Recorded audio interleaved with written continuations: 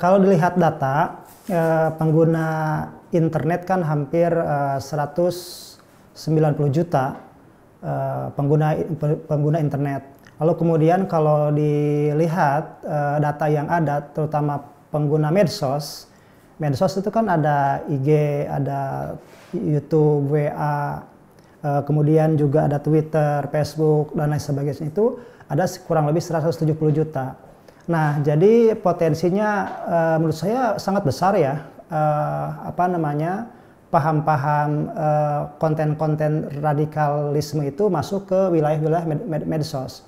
Nah, oleh sebab itu tentu karena potensi sangat besar dan masuk kepada semua lini, tentu ini menjadi PR yang luar biasa ya bagi masyarakat, barangkali pemerintah, stakeholder yang ada.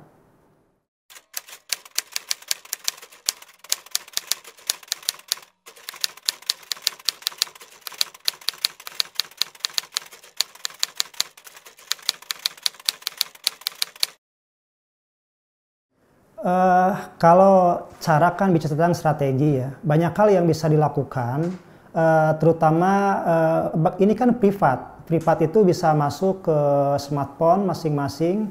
Nah, oleh sebab itu strategi yang dilakukan oleh para pelaku itu tentu menyiapkan konten-konten khusus dengan tema-tema yang cukup menarik ya di segmen-segmen tertentu. Kita sebut saja misalnya segmen untuk kalangan anak-anak muda, segmen mahasiswa atau kaum abangan, tentu ini menjadi segmen tersebut.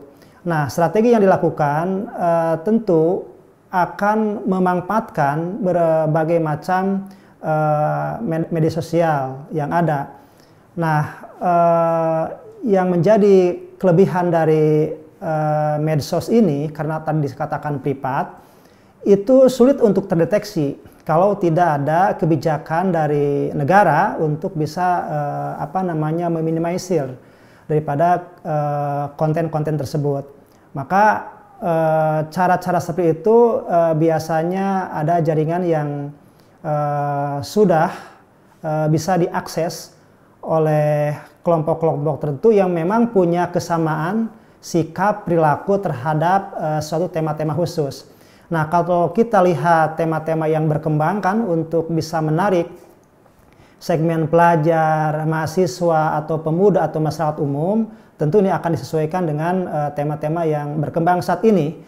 Misalnya bagaimana menolak negara Kesatuan Republik Indonesia, atau Pancasila sudah tidak sesuai lagi dengan asas-asas kekinian, sehingga dibentur-benturkan itulah yang kemudian, dan ini cenderung dapat respon dari kalangan-kalangan anak-anak muda terutama. Karena kalau kita lihat dari proses perjalanannya, sikap perilaku itu sudah dibentuk sejak masa SLTA. Langsung ketika masuk di perguruan tinggi sudah ada sarana prasarana yang memang bisa dijadikan alat ya untuk bagaimana berkomunikasi, berkumpul. Jadi ada komunitas-komunitas tertentu yang bisa menggunakan medsos tersebut.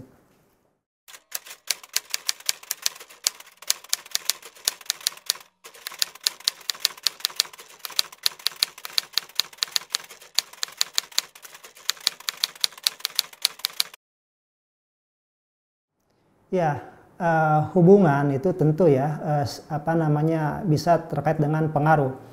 Nah, ada hubungannya kalau terkait dengan remaja dengan kelompok-kelompok tertentu.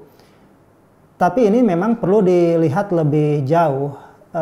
Sebenarnya remaja, pemuda itu membutuhkan apa dalam konteks ini? Tentu sesungguhnya pencarian jati diri itu menjadi sesuatu yang penting bagi mereka. Oleh sebab itu, yang terpenting tentu bagaimana tingkat kebutuhan remaja tersebut bisa diminimalisir dengan kebutuhan-kebutuhan yang sifatnya positif.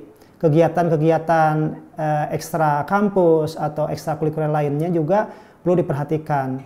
Nah, memang ini tugas berat ya kalau kita lihat remaja ini kan populasinya cukup besar. Lalu kemudian tadi dikaitkan dengan medsos juga, hampir semua orang memiliki medsos. Jangankan remaja, anak usia sekolah dasar aja sudah dibekali dengan smartphone oleh orang tuanya. Ini juga potensi ke depan untuk menjadikan perilakunya mudah terprovokasi, dipengaruhi oleh paham-paham yang belum tentu sesungguhnya itu bermanfaat bagi para remaja tersebut.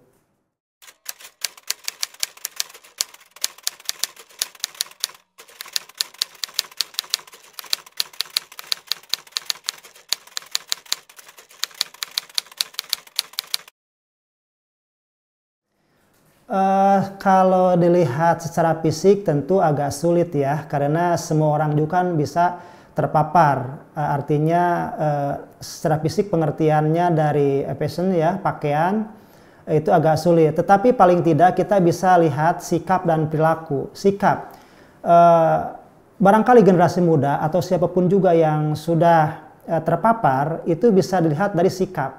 Sikap terkait dengan tanggapan-tanggapan tentang wawasan kebangsaan, sikap-sikap tentang nilai-nilai keagamaan. Nah, sikap itulah bisa kita lihat dari misalnya di medsos itu ada tema-tema khusus tentang NKRI. Maka respon yang paling cepat dilakukan oleh orang atau generasi muda yang sudah terpapar itu langsung merespon bahwa dengan kata-kata bahwa ya NKRI itu sudah tidak relevan, lalu kemudian perlu diganti dengan alternatif ideologi lain, misalnya ditawarkan dengan khilafah dan seterusnya. Nah, ini sudah jelas ya dari sikap itu. Yang kemudian perilaku. Kalau perilaku sebenarnya lebih mudah dilihat karena apa? Karena ini menyangkut masalah reaksi dari hal-hal yang ada di medsos maupun sesuatu yang berkembang di masyarakat. Misalnya kalau ada tema-tema yang perlu dilakukan aksi, maka perilaku atau aksi tersebut bisa menunjukkan bahwa seseorang itu sebenarnya punya kecenderungan respon sikap terhadap isu-isu baik lokal maupun nasional. Bahkan kalau untuk konteks internasional juga semua bisa mensikapinya. Tapi kalau untuk konteks seperti di negara kita, isu-isu lokal maupun nasional, kita bisa melihat misalnya dari banyaknya aksi-aksi ke lapangan dengan membawa identitas atau tanda-tanda tertentu. Kalau kita lihat misalnya untuk konteks tentang khilafah, itu juga banyak ya membawa bendera-bendera yang menandakan hal itu. Ini sebenarnya mudah ya dideteksi dan itu kita sebenarnya bisa mengkalkulasi seberapa banyak di lapangan terkait dengan generasi muda yang terpapar tersebut.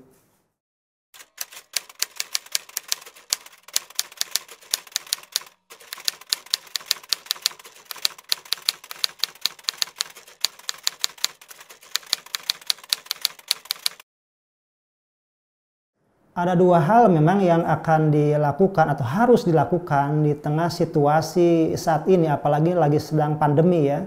Pandemi itu hampir 90% dilakukan secara online. Jadi pertemuan-pertemuan secara offline itu kan dibatasi. Oleh sebab itu, ada peran strategis pemerintah yang harus dilakukan, itu pencegahan. Pencegahan itu maknanya lebih besar ya, manfaatnya lebih bisa diukur. Nah, memang pendekatan pencegahan itu tentu sebagai negara hukum ya harus ada pendekatan hukum juga. Nah, Undang-Undang ITE ya, kemudian Undang-Undang Keterbukaan Informasi Publik Nomor 14 Tahun 2008 itu sudah jelas dan terang benderang bahwa sebenarnya informasi di medsos itu sudah diatur. Oleh sebab itu maka regulasi konten-konten itu harus dipantau secara penuh, kalau perlu pemerintah mengambil tindakan untuk memblokir ya, kemudian ini terkait dengan konten. Tetapi yang paling penting ke depan adalah penyadaran kepada publik bahwa sesungguhnya radikalisme lewat medsos itu lebih berbahaya karena tidak kelihatan. Nah, itu perlu dipahami secara utuh. Nah, oleh sebab itu maka peran pemerintah tadi ya, pertama harus pendekatannya pencegahan lewat regulasi, Yang kedua juga adanya penindakan. Jadi kepada para pelaku-pelaku yang sudah terpapar ataupun juga sudah menggunakan medsos dengan tidak bertanggung jawab untuk bagaimana mengajak, menghasut kepada publik atau kepada kalangan-kalangan lain di luar kelompoknya, tentu harus adanya penindakan. Nah, penindakan tersebut tentu diharapkan ya sesungguhnya menjadi atau menjadikan efek jera bagi calon-calon pengguna medsos yang lainnya. Ini penting karena bagi publik adalah merupakan satu pelajaran yang harus ditempuh oleh kita semua.